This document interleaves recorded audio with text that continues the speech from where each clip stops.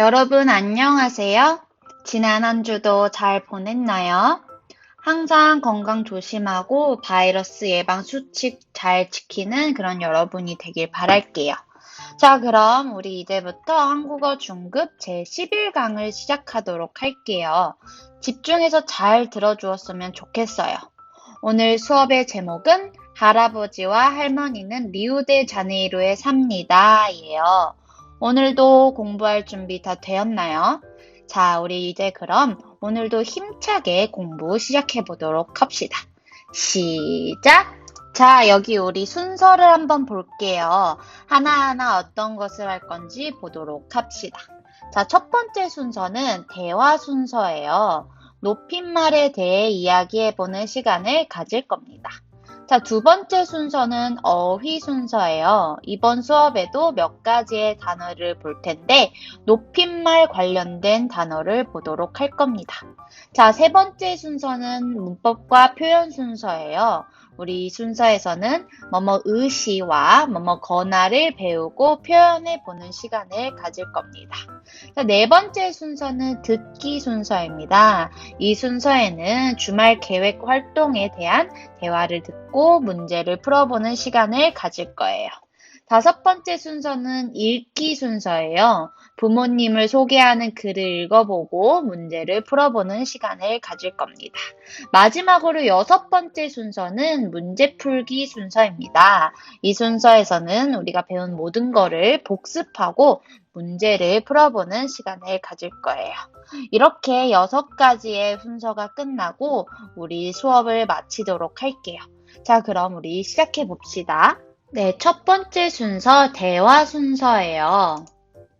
여러분, 여기 할머니와 할아버지와 여자아이가 있어요. 여러분은 친구에게 하는 말과 할아버지와 할머니께 하는 말이 같나요? 아니에요. 우리는 친구들한테는 안녕이라고 인사하지만 어른들께는 안녕하세요 라고 인사를 해요. 이런 것을 높임말이라고 합니다. 자, 여러분의 할머니와 할아버지는 어디에서 사시나요? 서울에서 사실 수도 있고, 뉴욕에서 사실 수도 있고, 리우데자네이루에서 사실 수도 있다고 생각합니다. 자, 여러분은 할머니와 할아버지께 높임말로 이야기를 하나요? 네, 할머니와 할아버지께는 높임말로 이야기를 해요. 자, 오늘은 할머니와 할아버지께 하는 높임말에 대해서 이야기해보고 배워볼 것입니다. 자, 우리 이제 대화글을 한번 읽어볼게요. 민수가 할아버지와 할머니를 소개해요. 민수의 할아버지와 할머니는 무엇을 좋아하세요? 선생님이 한번 읽어볼 테니 우리 친구들도 눈으로 따라 읽어보세요. 우리 할아버지와 할머니는 리우데자네이루에 사십니다. 할아버지는 70살이시고 할머니는 67살이십니다. 할아버지는 골프를 좋아하셔서 주말마다 골프를 치러 가십니다. 할머니도 운동을 좋아하십니다. 요즘은 수영을 배우고 계십니다. 작년 여름에 할아버지와 할머니가 우리 집에 오셨습니다. 일주일 동안 우리하고 지내셨습니다. 이번 여름에는 우리가 할아버지 댁으로 가려고 합니다. 할아버지 댁에서 슈아스코도 해먹고 같이 쇼핑도 할 겁니다. 자, 우리 글을 읽어보았어요. 민수의 할아버지와 할머니는 어디에서 사신다고 했나요? 네, 리우데자네이루에 사신다고 했어요. 그리고 주말마다 할아버지는 골프를 치러 가시고 할머니는 수영을 배우신다고 했어요. 여러분의 할머니, 할아버지는 어디에 사시나요? 여러분과 같이 브라질에 사실 수도 있고, 한국에서 사실 수도 있고, 혹은 다른 나라에 사실 수도 있다고 생각합니다. 자, 우리 이제 다음 순서로 넘어가 보도록 할게요. 자, 이제 두 번째 순서, 어휘 순서예요. 네, 이번 어휘 시간에는 높임말에 관한 동사, 단어들을 보도록 할 겁니다. 자, 첫 번째 단어, 높임말. 높임말은 무언가를 높여서 이르는 말을 높임말이라고 해요.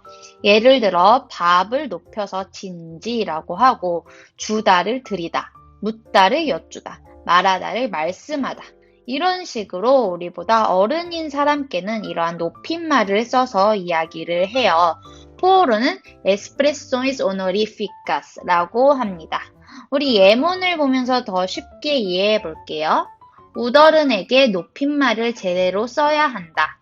그녀는 말을 할 때 윗사람뿐만 아니라 아랫사람에게도 꼭 높임말을 쓴다. 네, 이렇게 우리 높임말에 대한 뜻을 알아보고 예문도 읽어보았어요.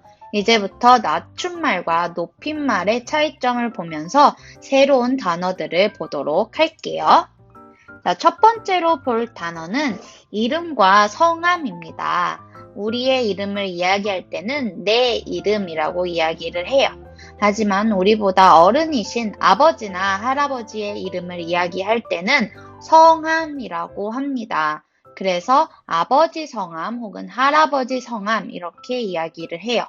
포어에는 낮춤말과 높임말에 차이점이 없어요. 그래서 둘 다 넘이라고 합니다. 그래서 매운 너미 혹은 너미도 아부 이렇게 이야기합니다. 우리 예문을 보면서 더 쉽게 이해해 볼게요. 자, 첫 번째 내 이름에 대한 예문이에요. 내 이름은 김민수예요. 누군가가 내 이름을 크게 부르고 있다. 그 다음에 성함에 대한 예문. 우리 할아버지의 성함은 김성철이에요.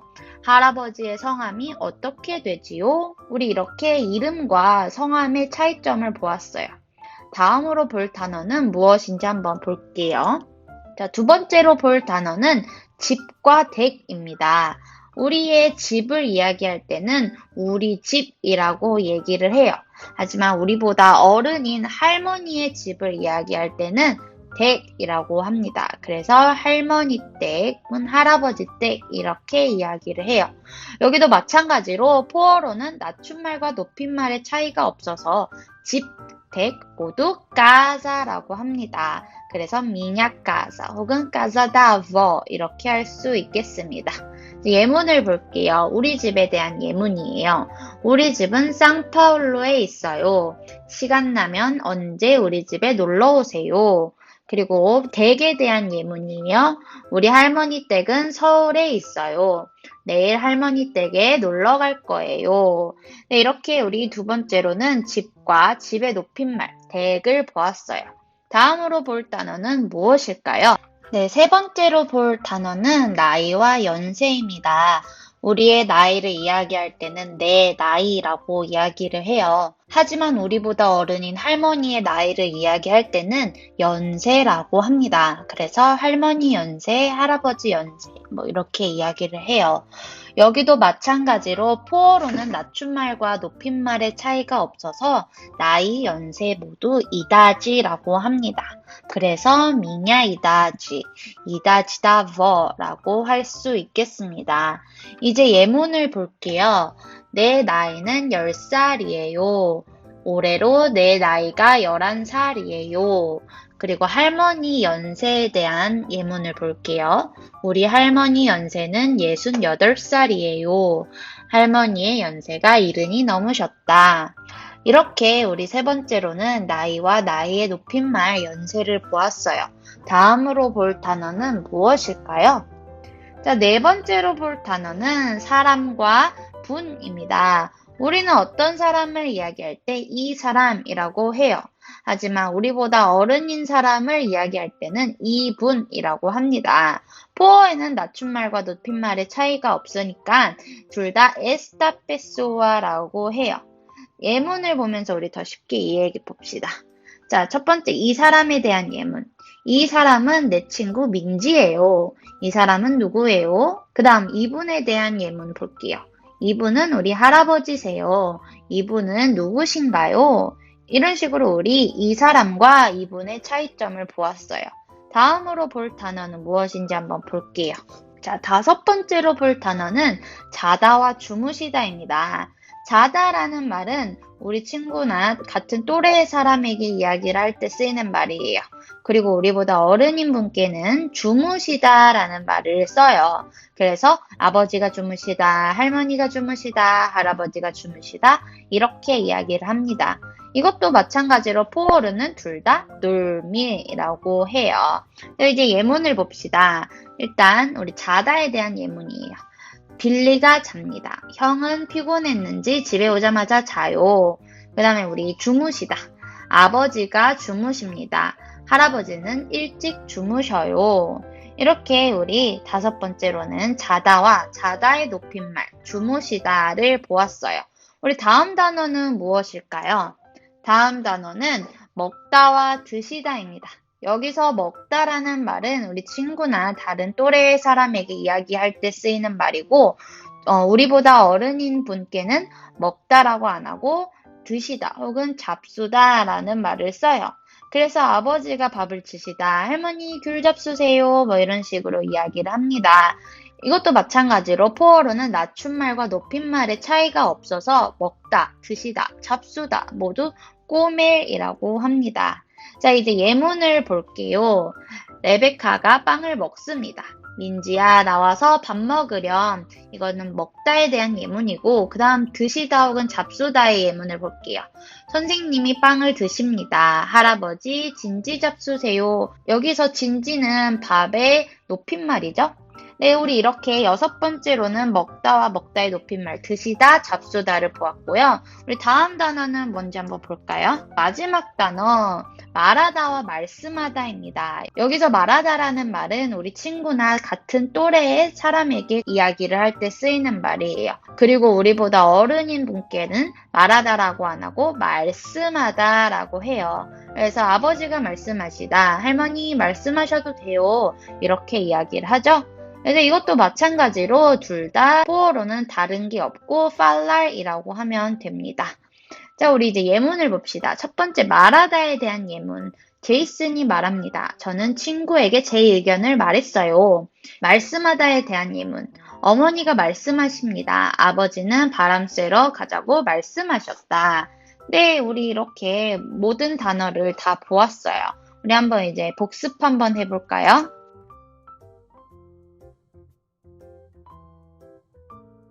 자, 우리 이렇게 여기까지 어휘 순서가 끝이 났어요. 높임말을 잘 배웠나요? 그럼 우리 이렇게 어휘 순서는 마치고 다음 순서로 넘어가 볼게요. 네, 3번째 순서 문법과 표현 시간입니다. 오늘은 어떤 문법을 배울지 한번 봅시다. 오늘은 이 대화에 나오는 문법을 배울 거예요. 선생님이 한번 읽을 테니까 여러분은 눈으로 따라와 주세요. 나는 운동을 좋아합니다. 할아버지와 할머니는 운동을 좋아하시나요?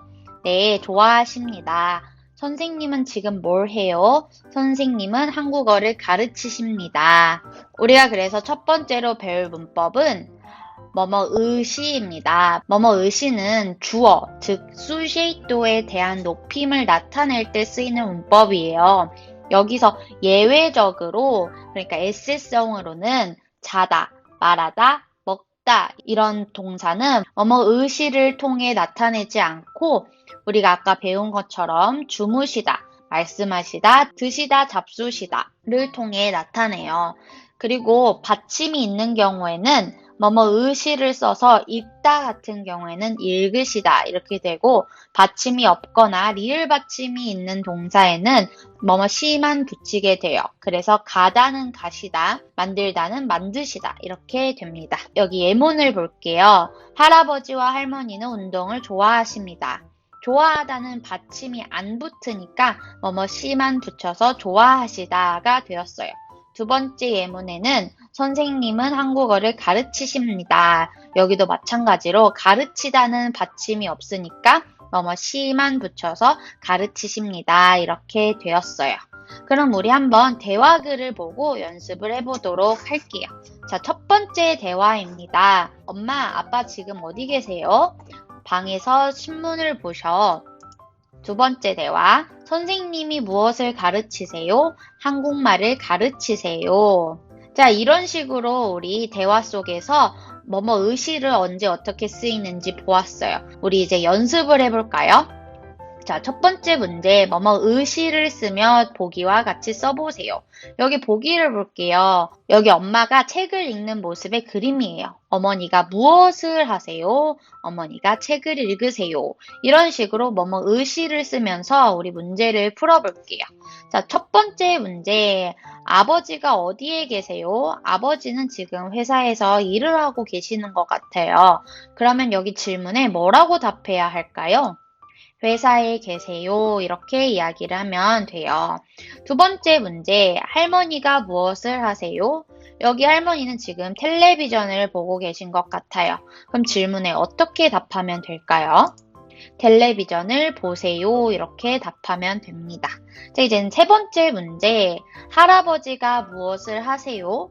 여기 할아버지는 지금 식사를 하고 계신 것 같아요. 질문에 답을 어떻게 하면 좋을까요?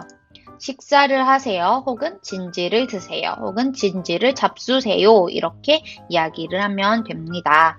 네, 우리 이렇게 첫 번째 문법, 뭐뭐 의시를 배우고 연습 문제까지 다 풀어보았어요. 우리 이제 두 번째 문법을 한번 볼까요? 자, 오늘 두 번째 문법도 여기 대화에 숨어 있어요. 우리 어떤 문법인지 한번 찾아볼까요? 여러분은 보통 주말에 뭘 해요? 공원에 가요. 공원에만 가요? 또 뭘 해요? 텔레비전을 봐요. 네, 주말에 공원에 가거나 텔레비전을 봐요. 자, 우리가 그래서 두 번째로 배울 문법은 뭐뭐거나입니다. 뭐뭐거나는 동사, verb, 형용사, adjective에 붙어서 두 가지 이상의 행동이나 상태를 나열하고 그 가운데 하나를 선택할 때 사용하는 문법이에요.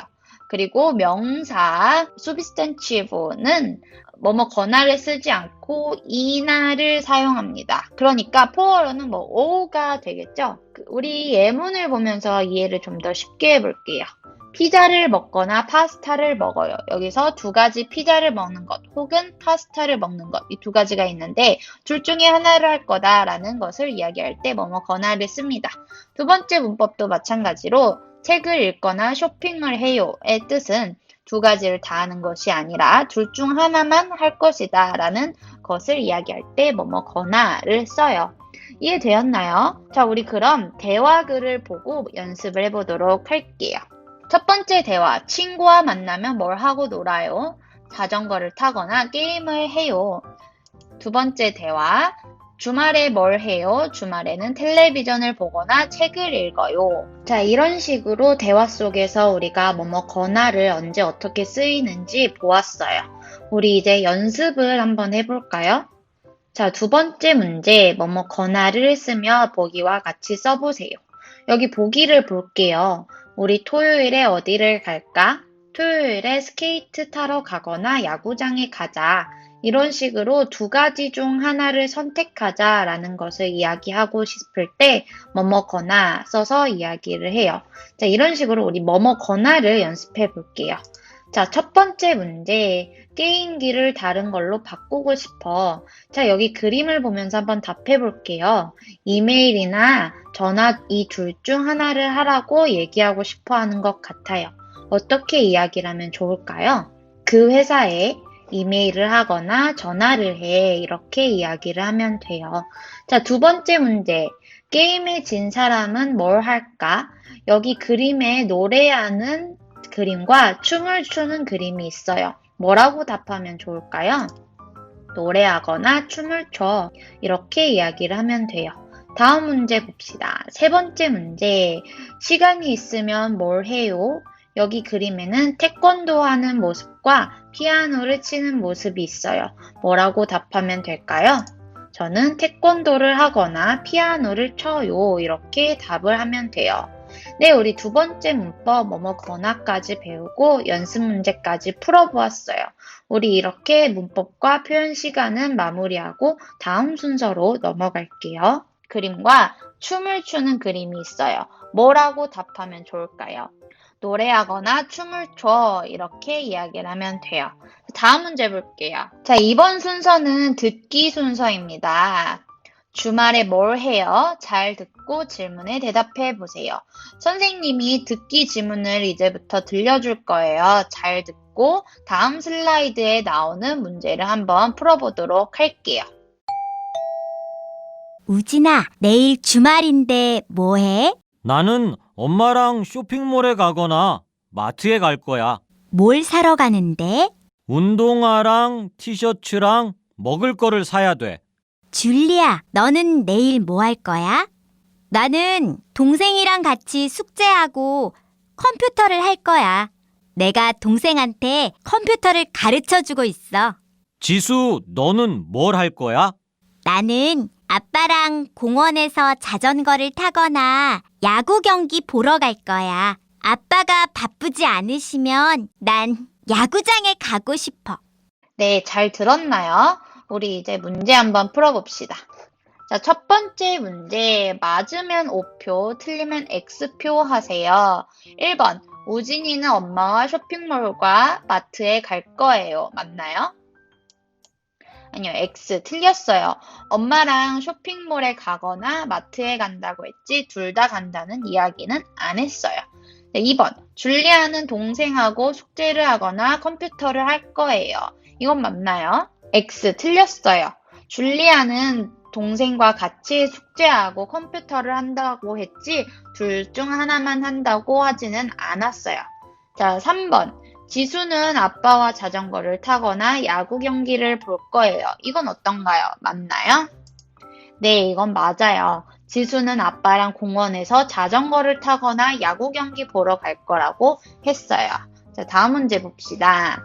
우진이가 필요한 것을 모두 고르세요. 1번 티셔츠, 2번 야구 글러브, 3번 자전거, 4번 먹을 거. 어떤 게 우진이가 필요하다고 이야기를 했는지 기억하나요? 우진이는 운동화랑 티셔츠랑 먹을 거를 사야 한다고 했어요. 여기 그림에는 운동화는 없으니까 티셔츠와 먹을 거만 체크하면 됩니다. 세 번째 문제, 지수는 내일 무엇을 하고 싶어 하나요? 지수는 아빠와 자전거를 타거나 야구 경기를 보러 갈 거라고 했는데 뭘 더 원한다고 얘기했는지 기억하나요? 네, 지수는 내일 아빠랑 야구장에 더 가고 싶어 한다고 했어요. 자, 우리 이렇게 듣기 문제 다 풀어보았고요. 우리 이제 다음 순서로 넘어가 볼까요?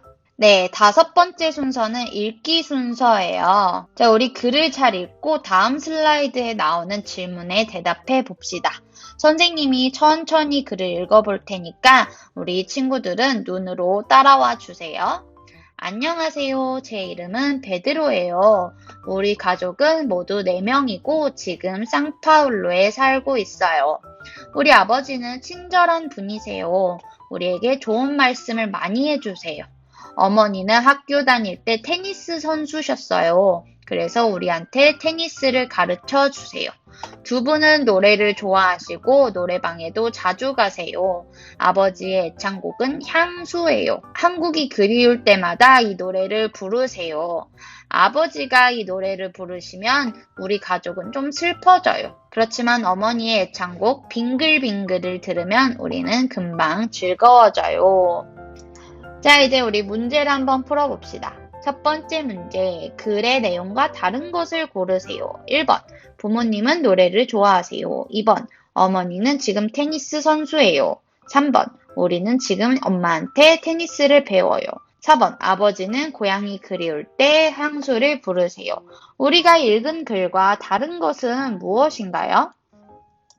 네, 정답 2번이에요. 어머니는 학교 다닐 때 테니스 선수셨다고 했지 지금 테니스 선수라고 하진 않았어요. 그래서 정답은 2번입니다. 두 번째 문제, 베드로의 아버지는 어떤 분이신가요? 네, 베드로의 아버지는 친절한 분이시라고 소개하는 걸 우리가 읽었어요. 자, 세 번째 문제, 베드로의 가족은 몇 명이고 지금은 어디에 살고 있나요? 베드로의 가족은 4명이고 지금 상파울루에 산다고 이야기를 했습니다. 자, 네, 이렇게 우리 읽기 순서도 끝이 났고 다음 순서로 넘어가 볼게요. 자, 이제 마지막 순서 문제 풀기 시간이에요. 우리 지금까지 배운 것을 복습하면서 문제를 풀어보도록 할게요. 자, 첫 번째 문제, 그림을 보고 알맞은 말을 써보세요. 우리 친구들 잠깐 멈추어서 혼자 풀어보고 나중에 답을 선생님과 한번 맞춰보도록 할게요. 정지 버튼 눌러주세요. 네, 여기 답이 나왔어요. 맞게 잘 썼나요? 잘했습니다. 우리 이제 다음 문제로 넘어갈게요. 두 번째 문제, 보기와 같이 할머니 이야기로 바꿔보세요. 여기 보기를 보도록 할게요. 동생이 책을 읽어요. 이거를 할머니 이야기로 바꿔서 할머니께서 책을 읽으세요. 이렇게 썼습니다. 이렇게 뭐뭐의시를 쓰면서 문제를 풀어보도록 할게요. 잠깐 멈추어서 이 세 문제를 한번 풀어보세요. 정지 버튼 눌러주세요. 네, 여기 답이 나왔어요. 선생님과 답이 비슷한가요? 혹시나 선생님과 답이 다르거나 질문이 있으면 언제든지 댓글에 남겨주세요. 댓글창은 항상 열려 있습니다. 자, 이제 세 번째 문제로 넘어가 보도록 할게요. 자, 세 번째 문제, 그림을 보고 대화를 완성해 보세요. 여기 보기를 볼게요. 어머니가 뭐 하세요? 어머니가 책을 읽으세요. 여기도 마찬가지로 뭐뭐의시를 쓰면서 연습을 해보도록 할게요. 이제 친구들이 잠깐 멈추어서 여기 이 세 문제를 한번 풀어볼게요. 정지 버튼 눌러주세요. 네, 잘 풀어보았나요? 여기 답이 나왔어요. 선생님과 답이 비슷한가요? 여기는 그림을 보면서 답을 하는 것이니까 의시 문법을 잘 쓰면 되는 문제였어요. 우리 이제 다음 문제로 넘어갈게요. 네 번째 문제, 보기와 같이 써보세요. 보기를 봅시다. 영화를 보다. 친구를 만나다. 이 두 문장을 권하를 쓰면서 한 문장으로 만들어 보았어요. 그래서 영화를 보거나 친구를 만나요. 이렇게 되었습니다. 이런 식으로 우리 권하를 쓰면서 문제를 풀어볼까요? 잠깐 멈추어서 여기 세 문제를 풀어보도록 할게요. 정지 버튼 눌러주세요. 네, 어떤가요? 어려웠나요? 쉬웠나요? 여기 답이 나왔는데 여러분 답이랑 한번 체크해보고 질문이 있으면 댓글에다 남겨주세요. 이제 마지막 문제로 넘어갈게요. 다섯 번째 문제, 그림을 보고 대화를 완성해 보세요. 여기 보기를 볼게요. 주말에 보통 뭘 해요? 친구들과 같이 야구를 하거나 스케이트를 타요. 여기도 권하를 쓰면서 연습해 봅시다. 이제 친구들이 잠깐 멈추어서 여기 세 문제를 한번 풀어보도록 할게요. 정지 버튼 눌러주세요. 네, 잘 풀어보았나요? 여기 답이 나왔어요. 선생님과 답이 비슷한가요? 여기도 그림을 보면서 답하는 것이니까 그림을 보고 권하를 잘 쓰면 되는 문제였어요. 이렇게 우리 마지막 순서인 문제 풀기까지 다 마쳤어요. 네, 이렇게 우리 한국어 중급 제11강은 끝이 났어요. 오늘 수업도 재미있었나요? 우리 친구들 선생님이 항상 댓글창을 확인하고 있으니까 만약에 중간중간에 질문이 있었다면 넘어가지 말고 댓글에 남겨주세요. 오늘도 우리 친구들 즐거운 시간이 되었길 바라고 항상 건강 조심하고 오늘 하루 행복한 하루 보내요. 우리는 다음 시간에 만나도록 할게요. 안녕!